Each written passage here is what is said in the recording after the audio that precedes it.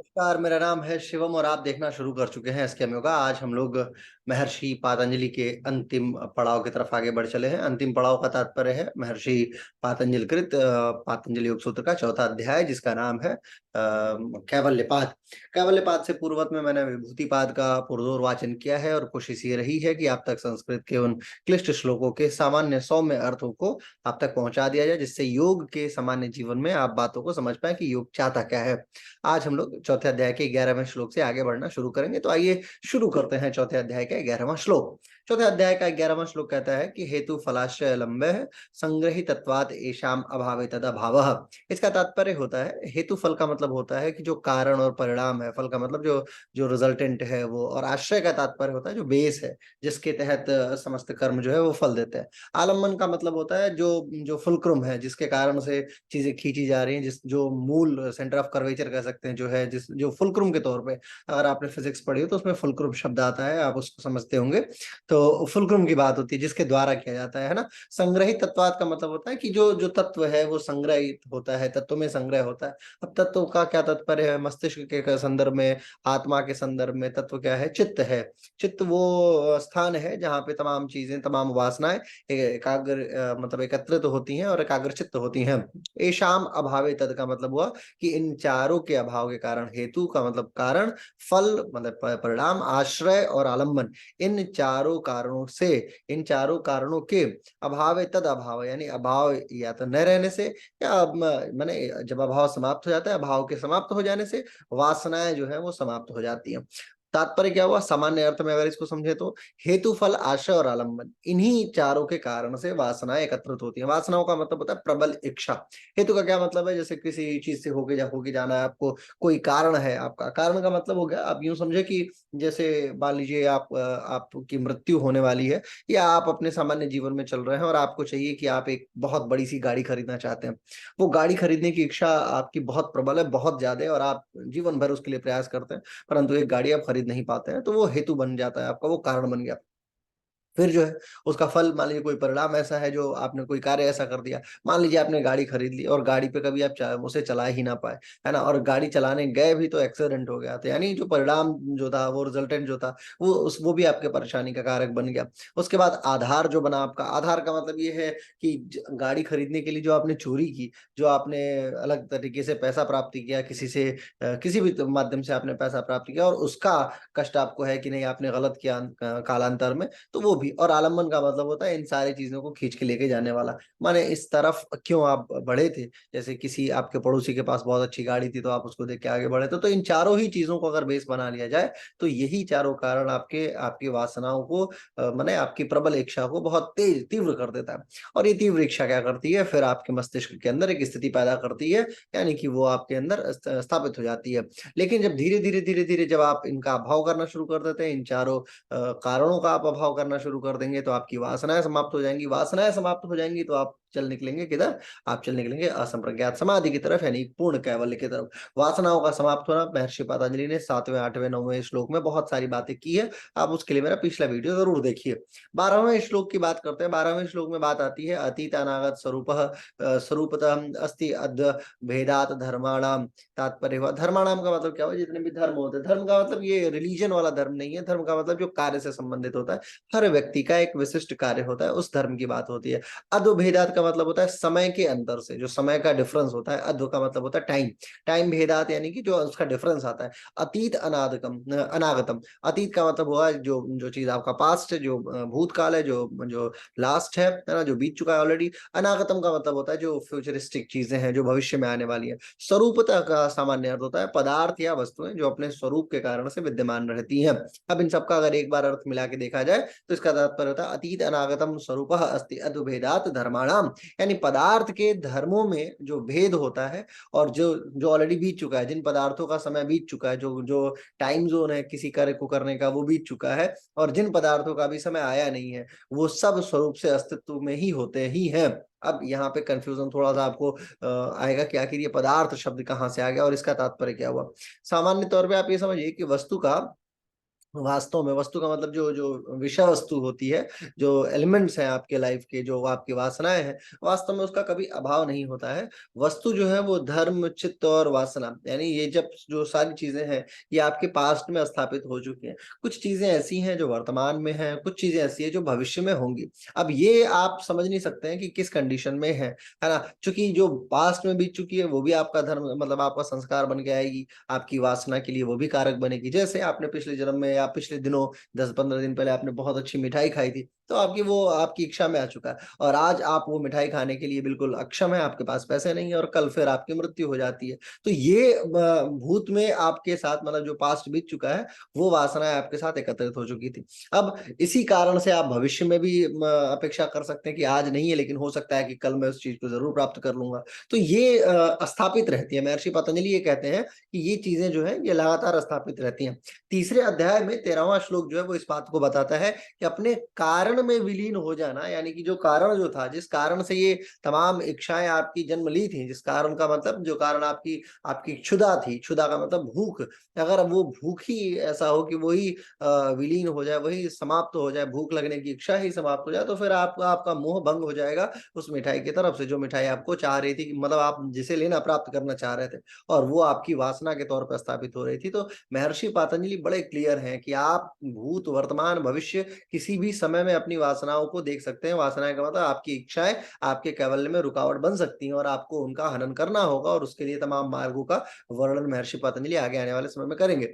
आगे कहते हैं 13वें श्लोक में, ते व्यक्तः सूक्ष्म गुणात्मना, यानी कि ये जो तीनों काल है, इस काल के जितने भी पदार्थ हैं स्थूल रूप में प्रकट होते हैं, या अत्यंत सूक्ष्म रूप से या अप्रत्यक्ष रूप से अस्तित्व में रहते ही रहते हैं, गुण रूप में आपके मस्तिष्क में बने रहेंगे। यानी कि वो जो इच्छा है वो आसान नहीं है उस चीज को बाहर कर पाना, है ना? वो व्यक्त सूक्ष्म, बहुत सूक्ष्म तो तौर पे व्यक्तित होती रहती है ना? और ये तीनों जो गुण होते हैं, जो आपका भूत भूत में का जो गुण है, जो वर्तमान का है, जो भविष्य का गुण है, वो कहीं ना कहीं आपके मन मस्तिष्क के अंदर स्थापित रहेगा, और इजी नहीं है उसको बाहर निकाल पाना। तो उसके विषय में आगे फिर बताएंगे महर्षि पतंजलि। 14 श्लोक की तरफ बढ़ते हैं।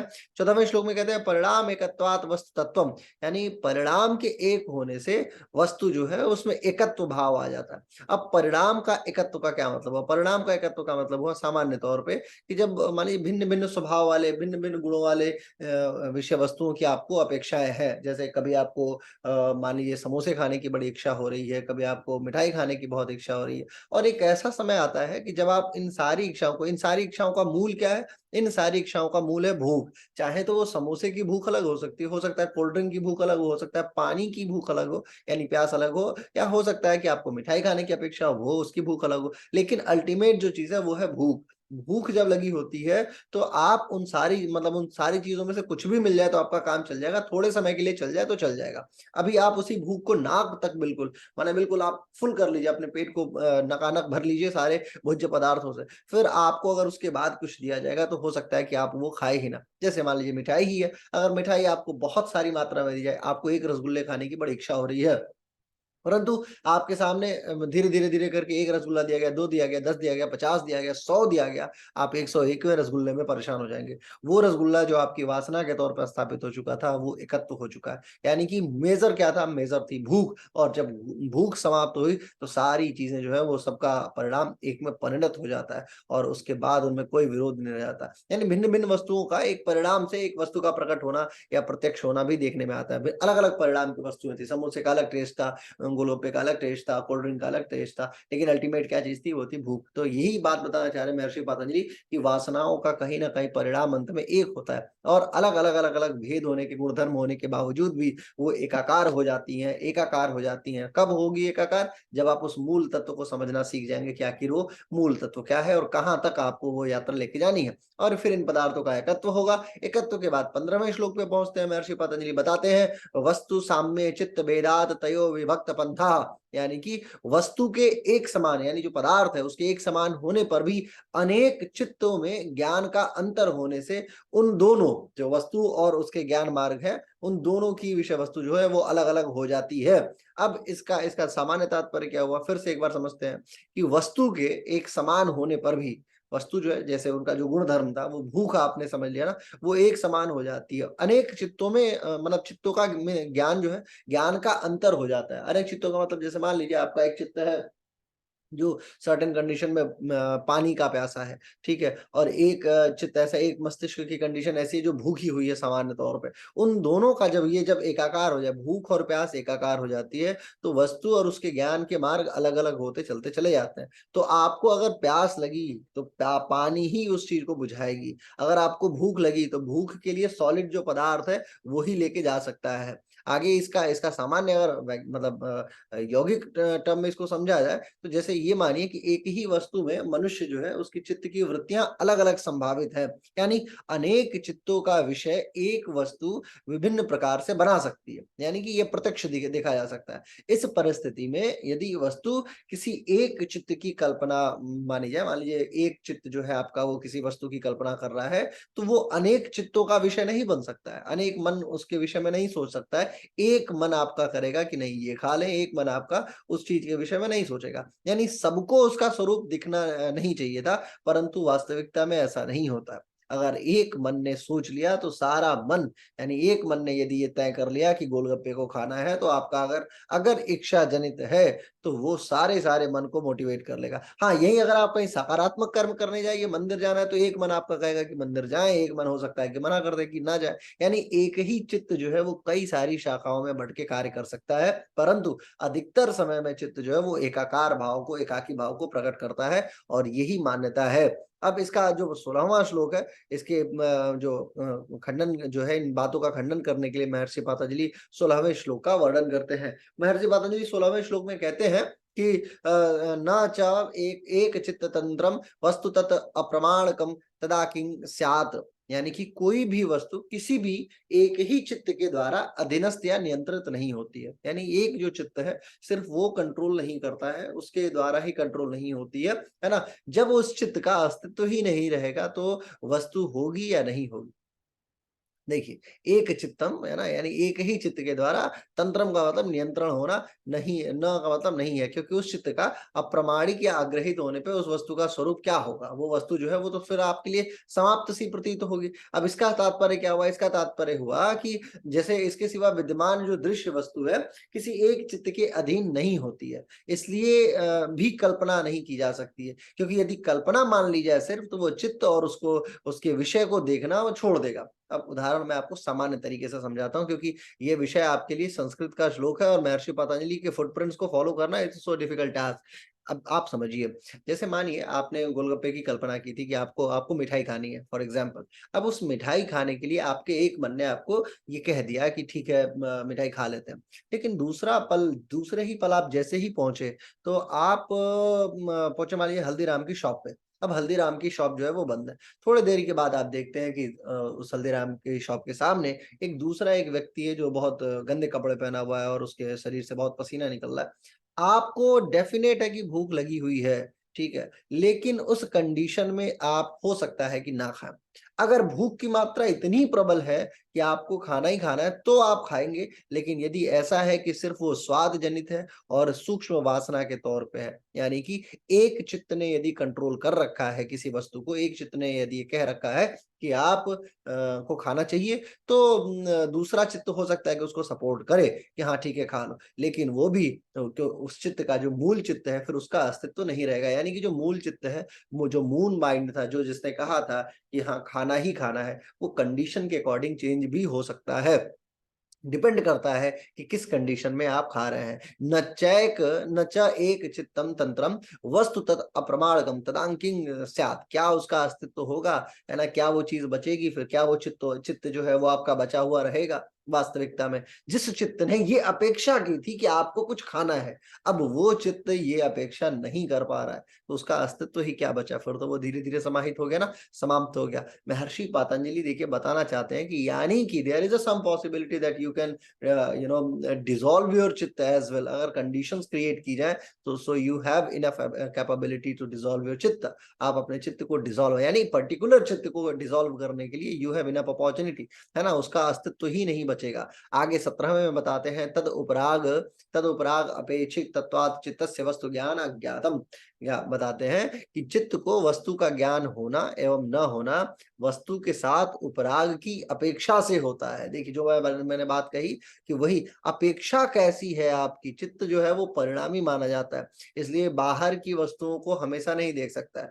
जब चित्त का उस वस्तु के साथ संबंध हो जाता है जो अपरिणामी होती है, तो उसे देखता है चित्त, और फिर चित्त जो है वो जस्टिफाई करता है, वो वृत्तियों के अनुरूप देखता है। वृत्तियां कौन कौन सी? प्रमाण, विपर्य, विकल्प। क्या यू हैव एनी सबल ऑप्शंस अवेलेबल और ऑन पर्टिकुलर कंडीशंस और नॉट? क्या आपके पास कोई अन्य ऑप्शन है? क्या हल्दीराम नहीं है तो क्या मिठास खुली हुई है? मिठास नहीं है तो क्या क्या कहते हैं, बीकानेर वाला कोई खुला हुआ है? अगर सारा बंद है तो यानी कि चित्त हैव इनफ कैपेसिटी कि वो आपको गोलगप्पे खाने दे कि ना खाने दे, वो जस्टिफाई करा लेगा, है ना। चित्त को वस्तु का ज्ञान होना और ना होना ये अपेक्षा के आधार पर डिपेंडेंसी होती है इसकी, कि क्या आपको किस चीज की कितनी आवश्यकता है ना। तो अगर आपकी आवश्यकता समाधि की तरफ है और बहुत ज्यादा है, महर्षि पतंजलि बेसिकली उस गोलगप्पे के उदाहरण को जो मैं दे रहा हूं उससे ये आपको बताना चाहते हैं कि प्रिय छात्रों, जीवन जो है, जब आप समाधि के मार्ग पे आगे बढ़ने निकलिएगा तो संभावना इस बात की बहुत ज्यादा है कि आप कंफ्यूज हो जाएं।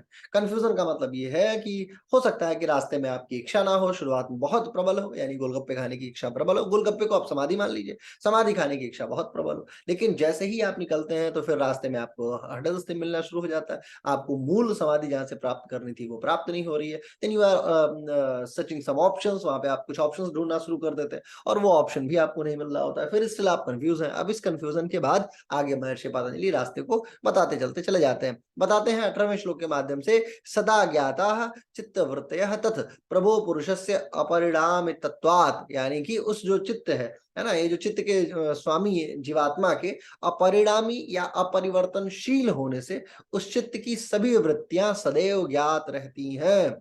अब बात इसका क्या तात्पर्य हुआ? जो चित्त की वृत्तियां हैं वो हमेशा ज्ञात रहती है। चित्त की वृत्तियां कौन कौन से? प्रमाण, विपर्य, विकल्प, निद्रा और स्मृति, है ना। अब जीवात्मा जो है ना, जो चित्त का स्वामी है, जो जीवात्मा है ना, उसके अपरिवर्तनशील रहने से, यानी कि अगर वो चेंज ना हो अपने विषय वस्तु पे, उसने जस्टिफाई कर लिया है कि नहीं आई नीड दैट, यानी कि अगर आपकी आत्मा ने ये तय कर लिया कि I need that, so means I need that, उसके अलावा कोई दूसरा मार्ग हो ही नहीं सकता।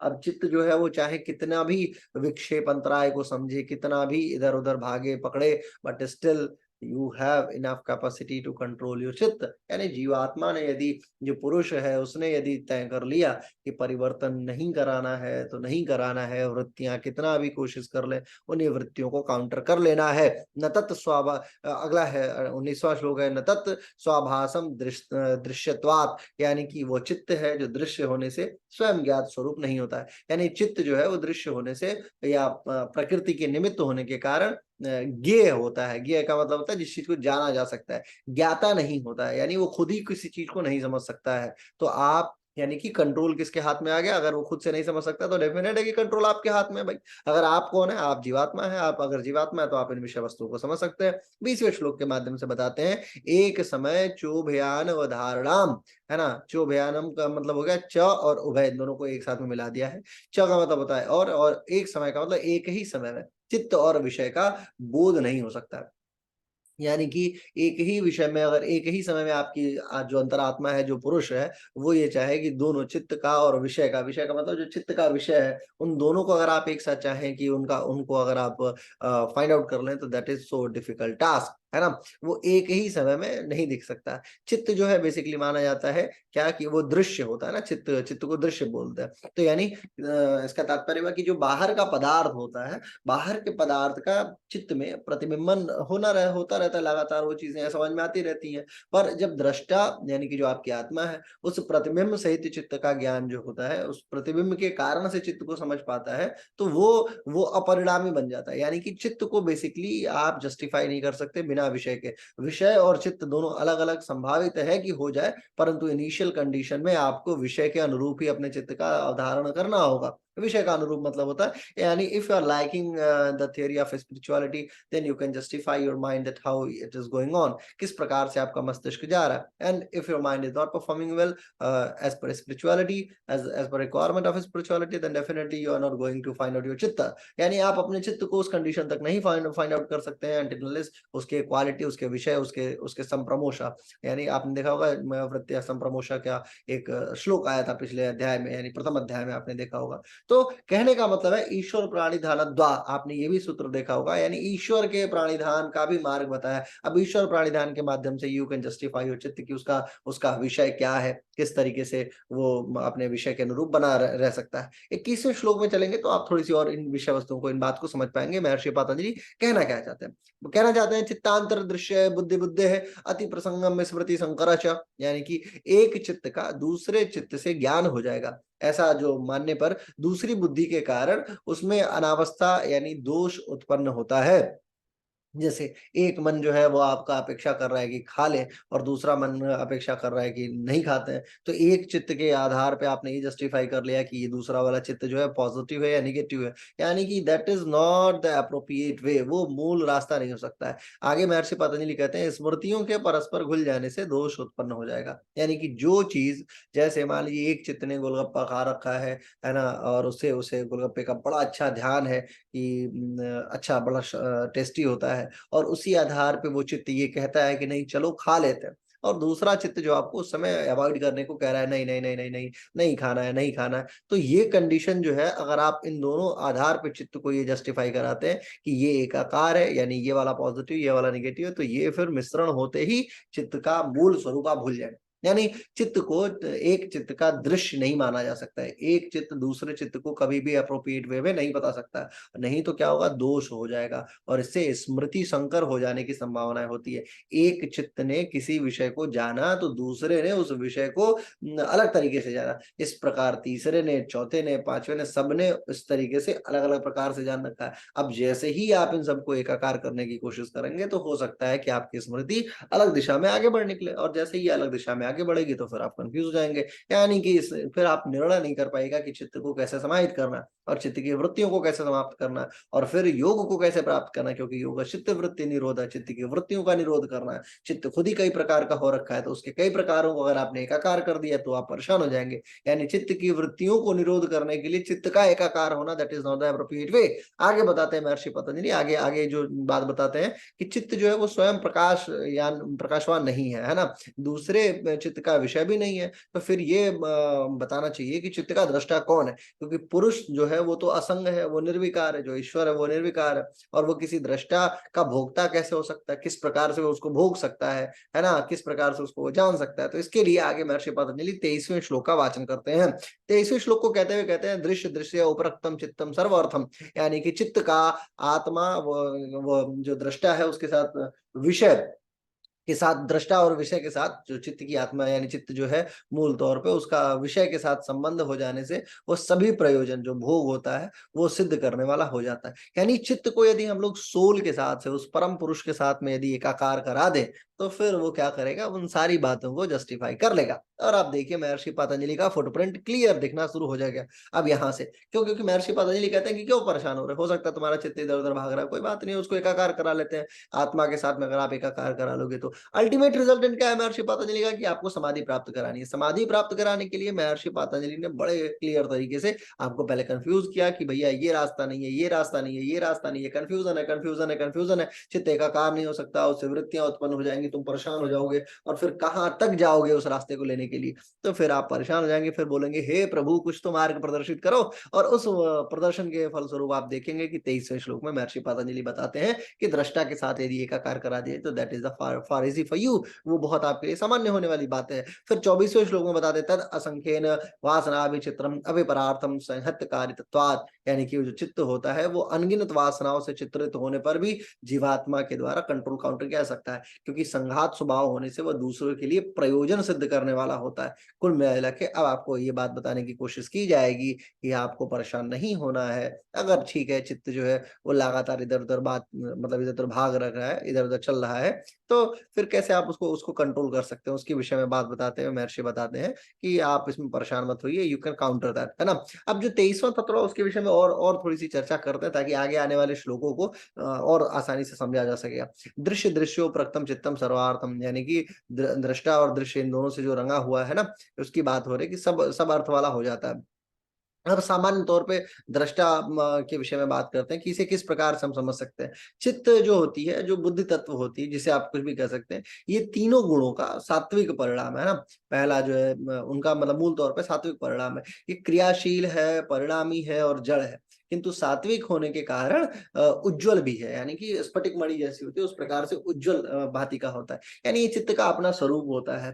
अब आगे इसके इसके सामने जिसके जैसा बाह्य पदार्थ आता है, ये उसी उसी प्रकार के पदार्थों से संबंध बनाता है और उसी के स्वरूप का हो जाता है। जैसे ही पुरुष के साथ इसका संयोग होगा तो ये क्या करेगा, उस चीज को उसमें एकाकार करा देगा। तो 23वां और 24वां श्लोक जो है, अब 24वें श्लोक की बात आते हुए वही बात आती है कि जो बहुत से पदार्थों से मिलजुल कर जो कार्यों में समर्थ हुआ जो चित्त है आपका, है ना, वो क्या करेगा, वो दूसरे के लिए अलग अलग प्रकार का होना होता चलता चला जाएगा और वो अलग प्रकार ही कालांतर में एकाकार होगा, यानी कि अनगिनत वासनाएं जो हैं वो सब जीवात्मा में एकाकार होने की संभावनाएं होती हैं, क्योंकि ये सब एक दूसरे के साथ एक एक जैसा प्रयोजन सिद्ध करने वाला होता है। आगे 25वें श्लोक को समझेंगे तो चीजें और आसान हो जाएंगी। विशेष दर्शन आत्म भाव भावना विनिवृत्ति, यानी ऐसे योगी जिन्हें विशेष ज्ञान प्राप्त हो जाता है, उन्हें स्वयं को जानने की इच्छा समाप्त हो जाती है। अब अगेन फुटप्रिंट ढूंढना is one of the most difficult task. क्यों? क्योंकि बताते हैं कि अपने स्वरूप को जानने के लिए इस प्रकार के संकल्प होते हैं कि मैं कौन हूं, मैं कैसा हूं,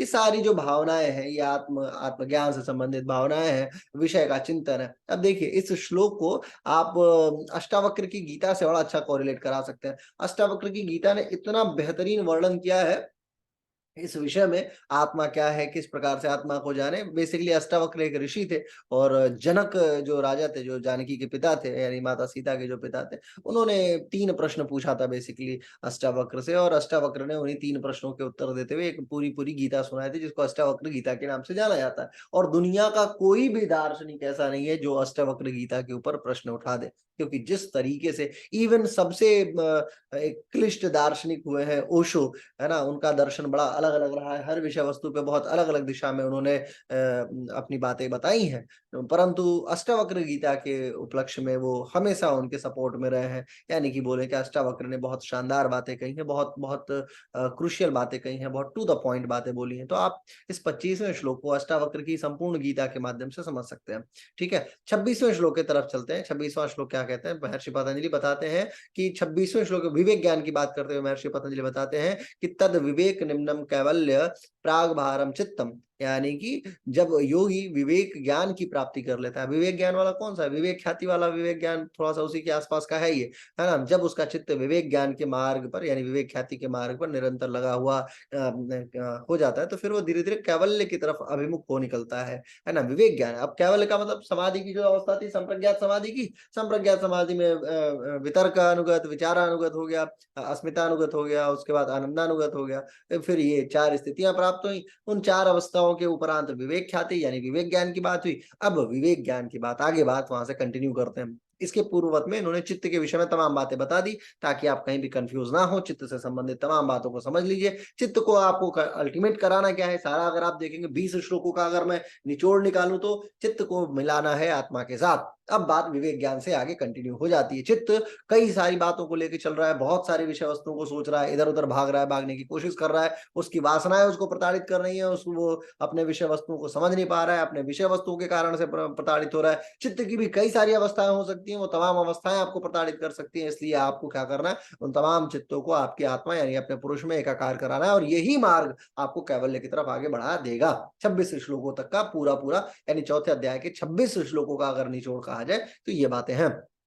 26वें के बाद 27वें श्लोक की बात करते हैं। तत् छिद्रेषु प्रत्यांतराणि संस्कारेभ्य, यानी कि तत् का मतलब होता है विवेक ज्ञान हो जाने के उपरांत, जो विवेक ख्याति उसके हो जाने के बाद, संस्कारेभ्य का मतलब होता है जो पिछले संस्कार थे, उन संस्कारों के कारण चित्त की जो वासना रूपी छिद्र है, उसमें विवेक ज्ञान के साथ व्युत्थान की स्थिति आ जाती है। यानी व्युत्थान स्थिति विवेक ज्ञान के साथ आती है। व्युत्थान का सामान्य अर्थ होता है कि जैसे ऊपर ऊपर उठने वाली जो बात होती है ना, उसकी बात की जाती है। व्युत्थान का क्या तात्पर्य होता है?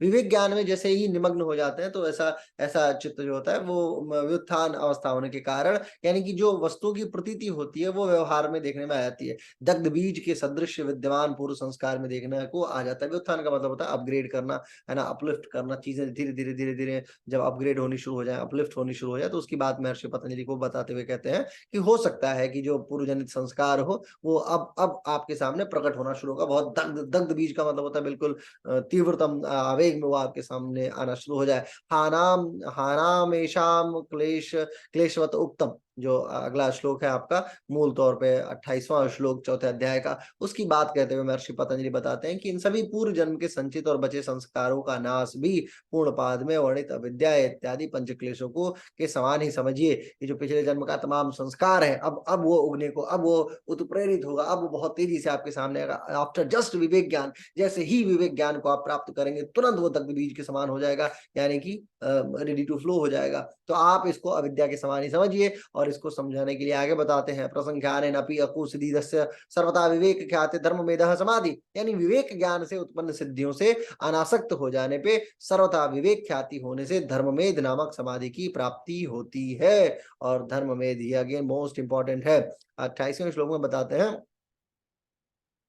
28वें श्लोक की बात करते हुए बताते हैं कि 28वें 29वें श्लोक की बात बताते हैं कि कैसे धर्ममेध समाधि की बात आती है। प्रसंख्येन कुसिदस्य सर्वथा विवेक ख्यातर धर्ममेध समाधि, यानी जिस योगी का विवेक ज्ञान की महिमा में वैराग्य हो जाता है ना, उसकी बात बताते हैं कि जब विवेक ज्ञान का उदय होता है तब योगी के चित्त में अत्यंत स्वच्छता आ जाती है, यानी उसमें विलक्षण शक्ति आ जाती है। उस समय योगी सर्वज्ञ हो जाता है। अगेन ये तीसरे अध्याय का 49वां श्लोक अगर आप देखेंगे तो आपको समझ में आएगा कि उस समय योगी जो है वो सर्वज्ञ हो जाता है। और ऐसी सामर्थ्य होने पे योगी उस सामर्थ्य का उपयोग नहीं करता है और ऐश्वर्य की तरफ आसक्त नहीं होता है। धीरे धीरे उसको विरक्ति प्राप्त हो जाती है और फिर वो धीरे धीरे अपने अपने मार्ग पे यानी कैवल्य की तरफ आगे बढ़ निकलता है। 30वें श्लोक की बात करते हैं महर्षि पतंजलि, तत् क्लेश कर्म निवृत्त, यानी कि उससे धर्ममेध समाधि के हो जाने से क्लेश और कर्मों का हमेशा सर्वथा नाश हो जाता है। क्लेश कर्म जो है वो धीरे धीरे समाप्त हो जाता है। तथा क्लेश कर्म निवृत्ति ही, यानी कि धर्ममेध समाधि से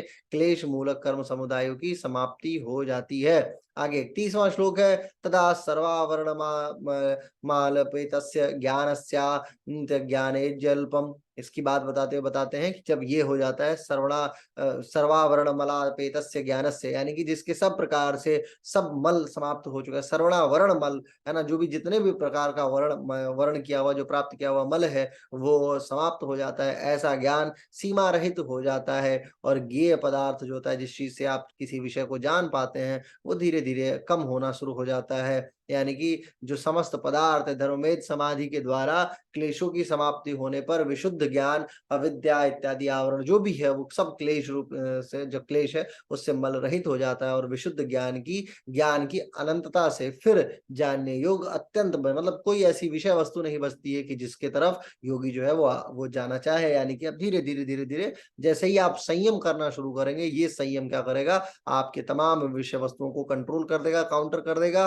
और फिर बताते हैं महर्षि पतंजलि अगले श्लोक के माध्यम से, जो कि 32वें श्लोक की तरफ हम लोग बढ़ निकले हैं। 32वें श्लोक में बताते हैं, तत्कृतार्थ नाम, है ना, तत्कृतार्थनाम परिणामम कर्म समाप्ति ही गुणानाम, बताते हैं कि धर्ममेध समाधि के बाद भोग और अपवर्ग, ये जितने भी प्रयोजन को सिद्ध कर चुके गुणों का परिणाम क्रम है वो सब समाप्त हो जाता है। किसी भी चीज को, मैं बता रहा हूँ, किसी भी चीज को प्राप्त करने की इच्छा नहीं रह जाती है। फिर उसके बाद सिर्फ गुण का कोई कर्तव्य शेष नहीं रहता, किसी भी गुण से संबंधित कोई भी चीज आपको प्राप्त करने की अपेक्षा नहीं रहती है। और उन काम को जो पुरुष भोग और अपवर्ग बना देता है वो सब पूरा हो जाता है। यानी भोग का मतलब जिस जो कर्म आपने किया है, जो आपको प्राप्त करना है, जिसका फल आपको भोगना है, वो सब अब धीरे धीरे समाप्त हो जाता है, क्योंकि आप में आपका जो चित्त है विवेक ख्याति को प्राप्त कर चुका है। और विवेक ख्याति के उपरांत 33वां श्लोक आता है महर्षि पतंजलि का। 33वें श्लोक के माध्यम से महर्षि पतंजलि कहते हैं कि क्षण प्रतियोगी परिणाम अपरांत निराग्रह क्रम, यानी क्षण के कार्य का, यानी कि जो क्षण के अभाव के पूर्वक कार्य की समाप्ति का पर्यंत जो है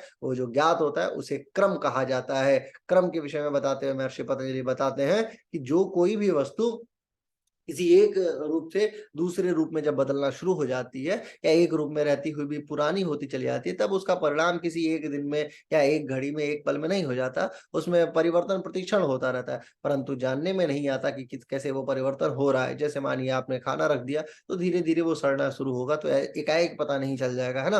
प्रतिक्षण उसमें परिवर्तन हो रहा है, लेकिन वो आप समझ नहीं पाएंगे। वैसे ही समाधि की अवस्था की बात कहते हैं, उस वस्तु का दूसरा परिणाम पूर्व होने से अनुमान द्वारा समझा जा सकता है कि ये एक साथ नहीं बदली, धीरे धीरे ये परिवर्तित होती चलती चली आई है। अब धीरे धीरे का मतलब समाधि की तरफ आप आगे बढ़ रहे हैं, तो आपको परेशान होने की आवश्यकता नहीं है। धीरे धीरे आपके अंदर भी परिवर्तन होना शुरू हो जाएगा, और ये परिवर्तन आप हो सकता है उस समय तुरंत जस्टिफाई ना कर पाए, परंतु कालांतर में धीरे धीरे आप इसे जस्टिफाई कर लेंगे। और तीसरे अध्याय के बहुत सारे श्लोक इस बात को जस्टिफाई करते भी हैं, खास करके 15वां 42वां में इस तरीके का वर्णन, तीसरे अध्याय का 15वां श्लोक और 42वां श्लोक, इन दोनों में वर्णन आता है कि ज्ञान का जो परिणाम है ना, परिणाम परंता निग्रहया, ये आपने देखा होगा पिछले तीसरे अध्याय में आया था कि प्रत्येक क्षण इसका संबंध जो होता है वो होता है एक क्षण के बाद दूसरा, फिर तीसरा, लगातार धीरे धीरे निमित्ति तक उसे परिवर्तित होते हुए हम लोग देख सकते हैं। और इसके बाद महर्षि पातंजलि अपने अंतिम श्लोक की तरफ आते हैं, और इसके बाद अपने शास्त्र को समाप्त भी करते हुए कहते हैं, पुरुषार्थ शून्यानाम गुणानाम प्रतिप्रसवः कैवल्यम स्वरूप प्रतिष्ठा वा चित्ति शक्ति इति। अब यही इनके श्लोक का, जैसे अथ योग अनुशासनम से जो शुरू किए थे, वो या इति पे आके अथ से लेके इति तक की यात्रा है महर्षि पातंजलि की। अथ से लेके इस इति तक में हम लोग बातों को समझते हैं। पुरुषार्थ का मतलब होता है अपने भोग और अपवर्ग के जो जो प्रयोजन है, जो आपका पुरुषार्थ है। शून्य नाम का मतलब होता है रहित होता है, उसको समाप्त कर देना। गुणा नाम का मतलब गुणों का, प्रतिप्रसव का मतलब अपने कारण में ही लीन हो जाना।